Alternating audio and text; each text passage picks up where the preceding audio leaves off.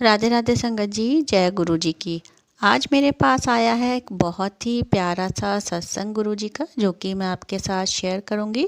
तो सत्संग शुरू करने से पहले मैं हमेशा की तरह कहूंगी, जय गुरु जी, शुक्राना गुरु जी। तो आज के सत्संग में मैं आपको सुनाऊंगी कि किस तरह से गुरु जी अपनी संगत का कष्ट अपने ऊपर ले लेते हैं, उन्हें कितनी तकलीफ़ होती है। तो आज के सत्संग में हम यही सुनेंगे। मैं आपको दो सत्संग सुनाऊंगी, जो कि दोनों बहुत ही प्यारे हैं गुरु जी के सत्संग। तो शुरू करते हैं। तो एक आंटी का ये सत्संग है, जिन्होंने कुछ इस तरह से बताया। मैंने एक सपना देखा जिसमें मैं मंदिर में बैठी हुई रो रही थी। एक आंटी मेरे पास आई और मेरा हाल पूछने लगी। मैंने उन्हें कहा कि मेरे पिता अब इस दुनिया में नहीं रहे थे। उन्होंने मुझे आश्वासन दिया कि मेरे पिता को कुछ नहीं होगा, और मैंने गुरुजी से अपने पिता की लंबी आयु के लिए प्रार्थना की। मैं रोते हुए सपने से जाग गई, लेकिन मैंने इस सपने के बारे में किसी को कुछ नहीं बताया। इसके बाद जो हुआ वह यह दर्शाता है कि संगत के जीवन की डोरी गुरुजी के हाथों में है। हमेशा की तरह उस शाम मेरे पिता अपने स्कूटर पर मंदिर जा रहे थे। रास्ते में उनके स्कूटर की टक्कर मिट्टी के एक ढेर से हो गई, जो सामने आती हुई गाड़ियों की रोशनी की वजह से उन्हें नजर नहीं आया था। वह स्कूटर के साथ हवा में करीब 5 फीट की ऊंचाई पर उड़कर गिरे। उनकी बाई टांग की हड्डी टूटी, कंधे पर अंदरूनी चोट लगी और दोनों कोहनियों पर, घुटनों पर और बाहरी चोट लगी। सिर्फ गुरुजी की कृपा और आशीर्वाद की वजह से ही उस दिन मेरे पिता घर लौटे। मुझे अपने सपने का मतलब तब समझ आया, और कैसे गुरुजी के अपार आशीर्वाद ने मेरे पिता को नया जीवन दिया। फिर एक बार हमारे मंदिर जाने वाले निर्धारित दिन पर मुझे वायरल संक्रमण हो गया। मैं मंदिर जाना चाहती थी, लेकिन मुझे डर था कहीं गुरुजी मेरा कष्ट अपने ऊपर ना ले लें। इसलिए मैंने एक बेवकूफ़ी की और दवाई दुगनी मात्रा में ले ली। जब मैं गुरुजी के आगे बैठकर लंगर कर रही थी, तो वे मेरी ओर ही देखे जा रहे थे।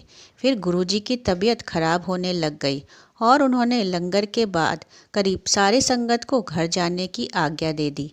अगले दिन जब मैं उठी तो बिल्कुल ठीक थी, और मुझे पता चला कि पिछली रात को संगत को घर भेजने के बाद गुरुजी ने रक्त की उल्टियाँ की थी। वे मुझे कष्ट में नहीं देख पाए थे, और उन्होंने मेरी तकलीफ़ अपने ऊपर ले ली थी।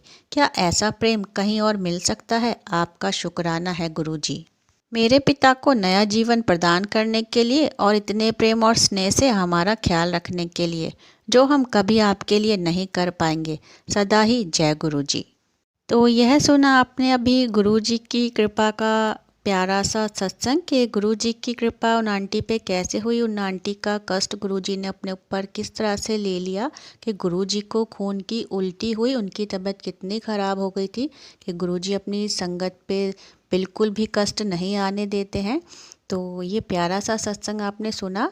और एक सत्संग और आया है मेरे पास, जो कि मैं आपके साथ शेयर कर रही हूँ, मैं आपको सुनाती हूँ। तो ये भी एक आंटी का ही सत्संग है, जिन्होंने कुछ इस तरह से बताया कि हम लोग रात को खाना खाकर आराम से बैठे हुए थे। करीब 9 बजे अचानक मेरी गर्दन से सिर तक एक बहुत तीव्र तीव्र दर्द उठा। दर्द इतना अधिक था कि मुझे लग रहा था कि मेरा सिर फट ही जाएगा। दर्द के कारण मैं पसीने पसीने हो गई, और मुझे उल्टी जैसा लग रहा था। मैंने एक दवाई ली, जो मैं गुरुजी से मिलने से पहले सिर दर्द और उल्टी के लिए लिया करती थी। फिर भी मुझे उल्टी हुई।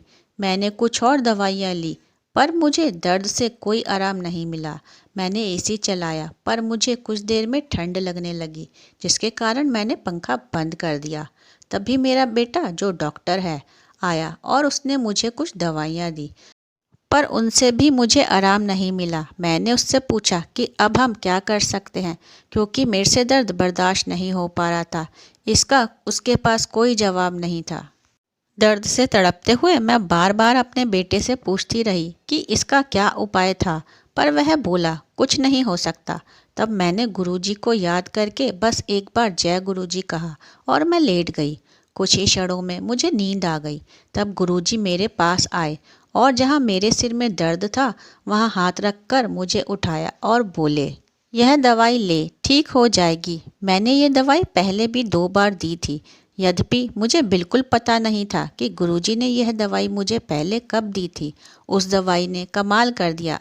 मैं आराम से सो गई और जब सुबह उठी तो मुझे बिल्कुल दर्द नहीं था। मैं पूरी तरह से ठीक थी और सपने में गुरुजी ने मेरे सिर की दाईं ओर हाथ रखा था और बोले, कुछ गड़बड़ है, मैं ठीक कर दूंगा। सुबह उठकर मैंने अपने पति को गुरुजी के दर्शन के बारे में बताया।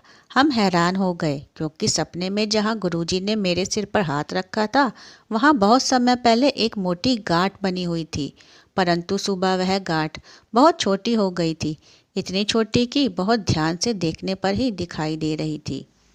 तथा मैंने बहुत से डॉक्टरों के पास उस गांठ की जांच भी कराई थी, पर किसी ने भी उस पर गंभीरता से ध्यान नहीं दिया और इसका इलाज केवल ऑपरेशन ही बताया था।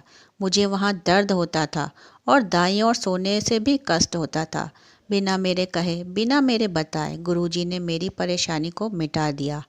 गुरुजी ने सपने में दवाई देकर मुझे ठीक कर दिया। ऐसा केवल भगवान ही कर सकते हैं और कोई नहीं।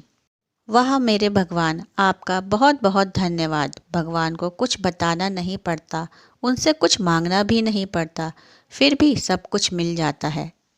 तो यह सुना आपने गुरुजी का एक और प्यारा सा सत्संग, जिसमें आपने सुना कि उन आंटी को किस तरह से गुरुजी ने सपने में ही आकर दवाई दी वो आंटी पूरी तरह से ठीक भी हो गई। तो यहाँ मैं एक बार कहूँगी जय गुरुजी, शुक्राना गुरुजी।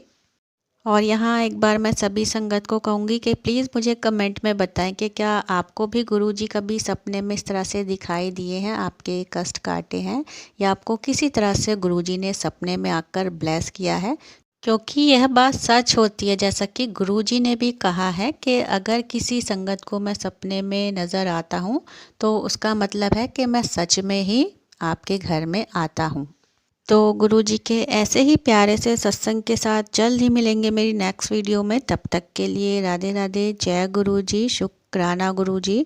गुरुजी आप सबको ब्लेस करें।